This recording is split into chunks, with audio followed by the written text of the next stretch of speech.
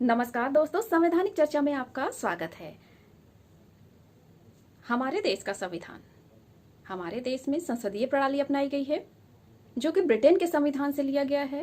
इस संसदीय प्रणाली में सामूहिक उत्तरदायित्व द्विसदनीय विधायिका ब्रिटेन के संविधान के ही समान है, लेकिन एक ऐसी शक्ति हमारी संसदीय प्रणाली में है जो ब्रिटेन के संविधान से इसको बेहतर बनाती है। वो है न्यायिक पुनर्विलोकन की शक्ति, जिसे अमेरिका से लिया गया है और यह मार्बरी वर्सेस मेडिसन के केस से ज्यादा प्रचलन में आया।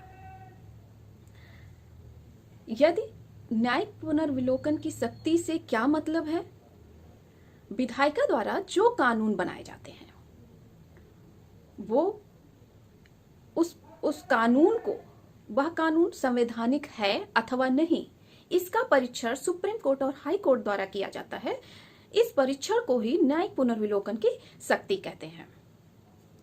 इसमें 3 स्तरों पर इसे देखा जाता है। पहला, संविधान संशोधन का परीक्षण करना इस शक्ति के द्वारा। विधायिका द्वारा जो कानून और अधीनस्थ कानून बनाए गए हैं उसका न्यायिक समीक्षा करना।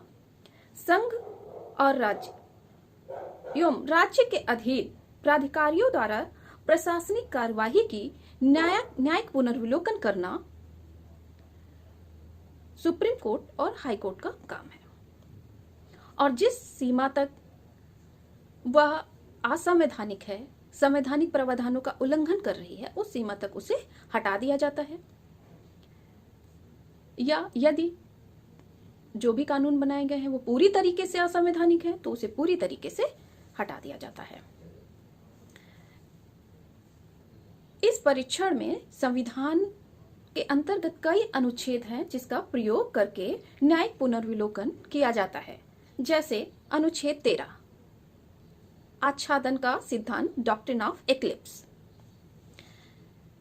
यह अनुच्छेद यह कहता है कि जो भी कानून बनाए गए हैं वो जिस सीमा तक संवैधानिक प्रावधानों का उल्लंघन करते हैं, चाहे वो पहले की विधि हो या वर्तमान, जिस सीमा तक वो संवैधानिक प्रावधानों का उल्लंघन करते हैं उस सीमा तक उसे शून्य घोषित कर दिया जाता है।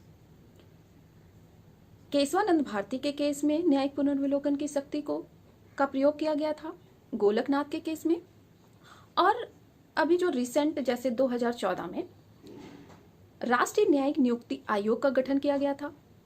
99वें संविधान संशोधन 2014 को असंवैधानिक घोषित कर दिया गया और राष्ट्रीय न्यायिक नियुक्ति आयोग 2014 को भी इस परीक्षण के द्वारा असंवैधानिक घोषित कर दिया गया। इसी के साथ हम अपनी बात को समाप्त करते हैं दोस्तों। अगली कड़ी में नए टॉपिक को लेकर के चर्चा करेंगे। अब हमें अनुमति दीजिए। नमस्कार।